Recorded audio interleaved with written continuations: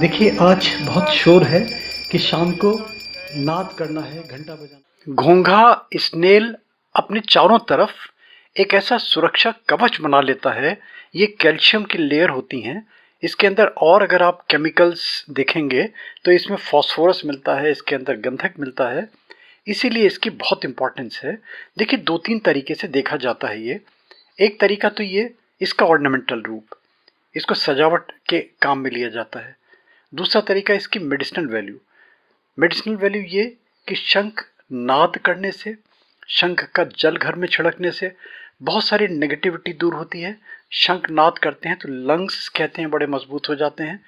शंख नाद करते हैं तो घर के जितने जीवाणु हैं, कीटाणु हैं, जितने भी कोई इस टाइप की चीज़ है जो शारीरिक रूप से कहीं हानि पहुंचा रही है, जो चीज़ें दृष्ट नहीं हैं, उनका भी पलायन हो जाता है घर से।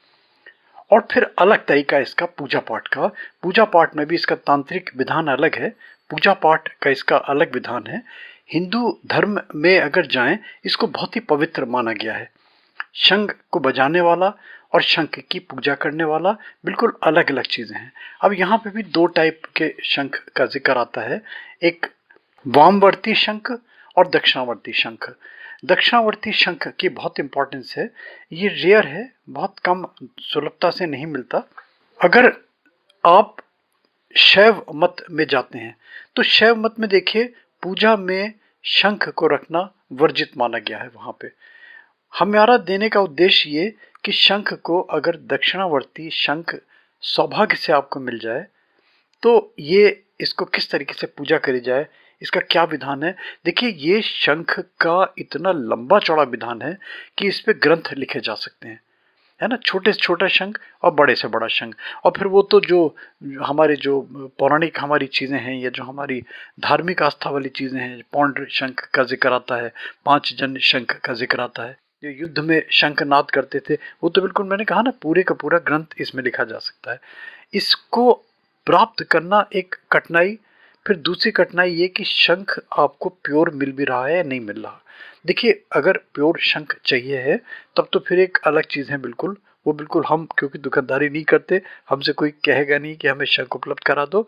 बाजार में आपको पता है कि क्या मिलते हैं, कैसे मिलते हैं, आपका अपना बुद्धि, अपना विवेक। फिर भी एक घरेलू मैं आपको टेस्ट बता देता हूँ, वीडियो देख लीजिए, वीडियो के एंड में बता दूंगा आपको कि क्या घरेलू टेस्ट है। और इसके फिर बियॉन्ड जाना है तब फिर देखिए, जब तक कि केमिकली उसकी एनालिसिस नहीं करी जाती तब तक पता नहीं चल पाएगा कि शंख असली है या नकली है। और फिर उससे भी बड़ा अपना एक्सपीरियंस, अपना जो बहुत सारे इतने तजुर्बेकार होते हैं, शंख देखते ही पहचान लेंगे असली है या नकली है। देखिए उत्तम नारायण पांडे जी बहुत अच्छी अच्छी चीज़ें लेके आते हैं। इस बार दक्षिणावर्ती शंख को जागृत करने का, चैतन्य करने का और इसको प्रॉपर यूज़ का, इसका अगर आपको विधान पता चल गया और इसको आपने यूज़ कर लिया तो भगवती महालक्ष्मी की कृपा कहीं दूर नहीं रही आपसे। देखिए सुनिए क्या कह रहे हैं हमारे भाई उत्तम नारायण। श्री सीताराम। गोपाल राजू मोटिवेशनल वीडियो के लिए मैं उत्तम नारायण पांडे आज दक्षिणावर्ती शंख के संबंध में एक प्रयोग लेकर के प्रस्तुत हूं। शंख ऐसी वस्तु है जिससे मुझे लगता है कि भारत का कोई भी व्यक्ति अपरिचित नहीं होगा। दो प्रकार के मुख्यतया शंख होते हैं, एक वामावर्ती और एक दक्षिणावर्ती। वामावर्ती शंख का उपयोग पूजन आदि में ध्वनि करने के लिए, यानी सरल भाषा में समझें तो जो शंख बजाने के लिए प्रयोग किए जाते हैं वो वामावर्ती शंख होते हैं।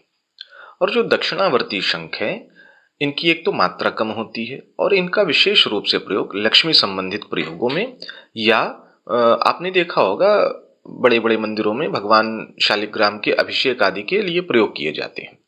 तो मुख्य रूप से हालांकि इसका बहुत सारा तंत्र के क्षेत्र में बहुत विशिष्ट विधान है। मैं एक सरल सा विधान लेकर के प्रस्तुत हूं।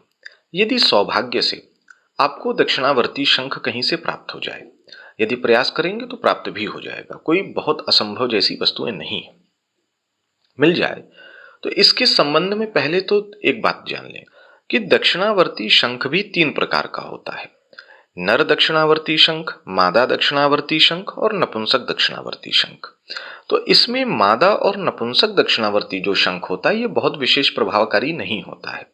इसमें जो नर दक्षिणावर्ती शंख है इसका ही लक्ष्मी संबंधी जो प्रयोग होता है ये बहुत अच्छा काम करता है। तो इस चीज को आप ध्यान रखेंगे, जब भी आप जहां से प्राप्त करें तो ये जानकारी आप वहां से ले लें। इसके बाद जब ये आपको प्राप्त हो जाए तो किसी भी शुभ दिन, विशेष करके अगर वो कोई पर्व की तिथि हो जैसे कि दिवाली, होली, शिवरात्रि या पूर्णिमा की कोई तिथि हो, राहु काल आदि का विचार करके स्थानीय स्तर पर आप इसको सामने किसी पात्र में, तांबे के पात्र में, कांसे के पात्र में, चांदी के पात्र में एक इसको रख लें और यथा सामर्थ्य आप इसकी पूजा करें। पूजा से आशय पहले आप इसका स्नान कराएं। बिल्कुल आप इसको भगवती महालक्ष्मी का स्वरूप ही माने और इसकी पहले स्नान कराएं, फिर पंचामृत से इसकी स्नान कराएं, चंदन आदि लगाएं, धूप दीप, मतलब पूरा पूजन जो सामर्थ्य आपका हो उसके अनुसार आप करें। उसके बाद इसे साफ कपड़े से पोंछ करके शुद्ध करके सामने रख लें और चंदन आदि लगा के दीपक आदि प्रज्वलित कर लें।